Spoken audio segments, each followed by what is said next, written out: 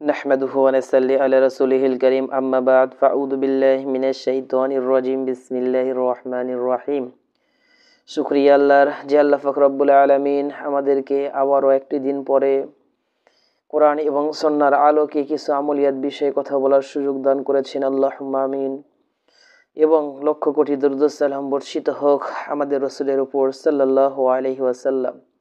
সুপ্রিয় দর্শক, আজকে আপনাদের সামনে আবারও একটি গুরুত্বপূর্ণ বিষয় নিয়ে আলোচনা করার জন্য আল্লাহ পাক সুযোগ করে দিয়েছেন এবং আমি আপনাদের সামনে কথা বলার সুযোগ পেয়েছি। আজকের আলোচনার বিষয় এরকম, দেখুন, এই দুনিয়াতে ভালো বলেন আর খারাপ বলেন, পূর্ণ ইমানের ব্যক্তি বলেন আর অল্প ইমানদার বলেন, যে কোনো ব্যক্তির কোনো না কোনো সময় বালা মুসিবত, দুঃসময়, কোনো না কোনো সময় আল্লাহর দেওয়া পরীক্ষা মানুষের জীবনে এসে থাকে। সেটা আর্থিকভাবে হতে পারে, অনার্থিকভাবে হতে পারে, শারীরিক দিয়ে হতে পারে, মানসিক দিয়ে হতে পারে। যেমন ক্ষুধার কষ্টে অনেক সময় একজন মুমিন আল্লাহ পাক রব্বুল আলামিন যদি চায় তাকে ক্ষুধা দিয়ে পরীক্ষা করতে পারে।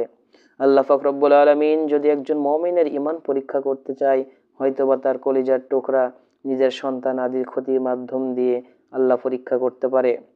আবার অনেক সময় যারা আল্লাহর অবাধ্য জালেম, তাদেরকে আল্লাহ পাক রব্বুল আলামিন দুনিয়াতে বড় বড় ক্ষতির মাধ্যমে তাদেরকে আল্লাহর শক্তি বোঝানোর চেষ্টা করতে পারে।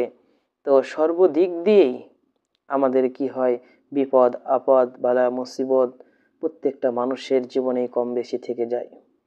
তো আসুন, যখন আমাদের উপর কোনো বিপদ আসবে, আসলে যে ভালো মানুষ হলে বিপদ আসবে না এমনটি কথা কিন্তু খুব ভুল ধারণা আমাদের মধ্যে অনেকের প্রচলিত আছে।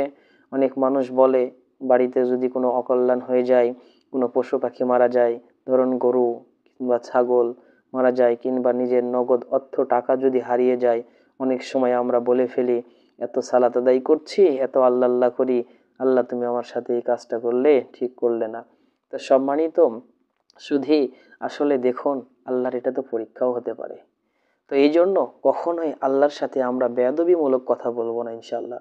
আসুন, যে কোনো বালা মুসিবত আল্লাহ আমাদেরকে দিতে পারেন, যা দিয়েছেন বালা মুসিবতের মাধ্যমে ক্ষতি করতে পারেন, এবং আল্লাহ ক্ষতি করার পরে যদি আমরা ধৈর্য ধারণ করি, হয়তোবা তার চাইতে ভালো কিছু আমাদেরকে আল্লাহ দান করবেন বলেই ওই জিনিসটা আমাদের কাছ থেকে কেড়ে নিয়েছেন। আসুন জেনে নিই, যখন আমাদের উপরে এরকম বালা মুসিবত আসবে, তখন আমাদেরকে আল্লাহ রাসূল সাল্লাল্লাহু আলাইহি সাল্লাম কি শিক্ষা দিয়েছেন এবং আল্লাহ কি বলেছেন।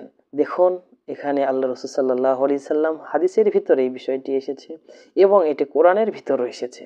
আল্লাহ পাক রব্বুল আলামিন তার রাসূলকে শিক্ষা দিচ্ছেন, দেখো, তোমাদের উপর যখন দুঃখ আসবে, কষ্ট আসবে, বালা মুসিবত আসবে, তখন তোমরা বলো, লা ইলাহা ইল্লা আনতা সুবহানাকা ইন্নী কুনতু মিনাজ জালিমিন।